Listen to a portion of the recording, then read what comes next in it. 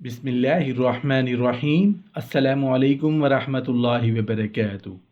چار چیزوں سے اللہ کی پناہ مانگو۔ حضرت ابو ہریرہ رضی اللہ عنہ سے روایت ہے کہ رسول اللہ صلی اللہ علیہ وآلہ وسلم چار چیزوں سے اللہ کی پناہ مانگا کرتے تھے۔ حدیث میں بتائی گئی چار چیزوں کے مفہوم کو سمجھ کر ذرا غور کریں کہ ان سے پناہ مانگ کر ہمیں کیا کیا فائدے ہو سکتے ہیں۔ جب کسی چیز کا فائدہ معلوم ہو جائے تو انشاءاللہ تعالی اللہ پاک عمل کی توفیق بھی عطا فرما دیتے ہیں۔ جہد البلا، سب سے پہلی چیز جس سے اللہ تعالی کی پناہ حاصل کرنے کا حکم ہوا ہے وہ ہے جہد البلا۔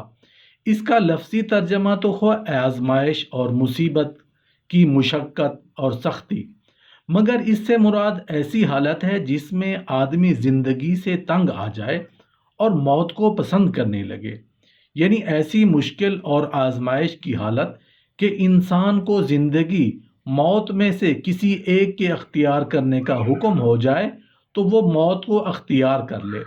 بعض علماء نے کہا ہے کہ اس سے مراد وہ حالت ہے جس میں آدمی کی عیال داری کثیر ہو اور آمدنی کم ہو، لہٰذا جو مسلمان اللہ تعالیٰ سے جہد البلا سے بچنے کی دعا مانگے وہ زندگی کی ہر مشکل سے محفوظ رہے گا۔ یا تو مشکل آئے گی ہی نہیں، یا آئے گی تو ایمان اور جان اور آبرو کی سلامتی کے ساتھ اسے نکلنے کی راہ مل جائے گی۔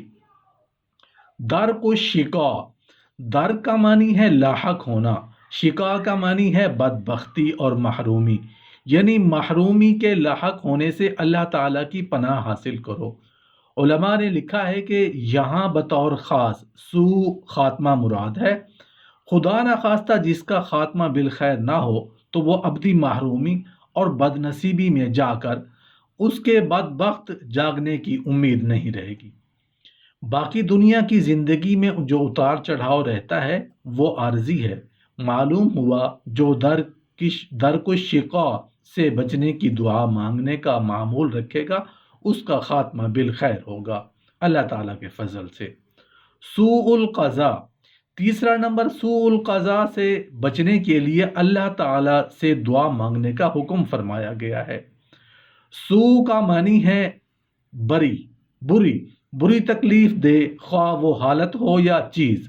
قضاء اصل میں اللہ تعالیٰ کے اس ازلی فیصلہ کو کہا جاتا ہے جو اس نے امور کلیہ سے متعلق اجمالا نازل کر دیا ہے، اور اس کے ساتھ ایک لفظ ہوتا ہے قدر۔ اللہ تعالیٰ نے کلیات کے لیے اجمالی فیصلے ازل فرما دیے ہیں، ان میں سے ہر ایک کی جزیات کے اپنے وقت پر واقع ہونے کا نام ہے۔ یہاں سوء القضاء سے مراد یہ ہے کہ کوئی بھی امر ایسا ہمیں پیش نہ آئے جو ہمیں دین و دنیا کے معاملے میں نقصان دہ ہو۔ شماتۃ الاعداء، دشمنوں کی خوشی، یہ دنیا کی زندگی میں بہت بڑی تکلیف دہ صورتحال ہوتی ہے کہ آدمی کو کوئی ایسی صورت پیش آ جائے جس سے اس کے دشمن خوش ہو جائیں۔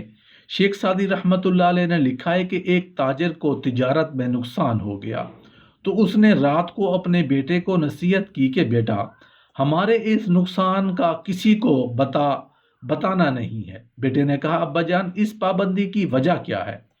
کہا بیٹا اس لیے کہ تاکہ ہماری مصیبت دگنا نہ ہو جائے۔ مال کا نقصان ایک دکھ ہے، اور اگر اس کی خبر دشمنوں تک پہنچ گئی تو وہ خوش ہوں گے اور یہ ہمارے لیے دوسری مصیبت ہوگی۔ کافر مسلمانوں کے دشمن ہیں۔ اگر خدا نخواستہ کوئی مسلمان آخرت میں اپنے گناہوں کی وجہ سے عذاب میں مبتلا ہوا تو کافر اس پر طعنہ مارے گے کہ ہم تو کافر تھے، تمہیں کس چیز نے عذاب کا منہ دکھایا، تم تو ماننے والے تھے۔ یہ بھی شماتۃ الاعداء ہے۔ اللہ تعالیٰ سب مسلمانوں کو اس سے بچائے۔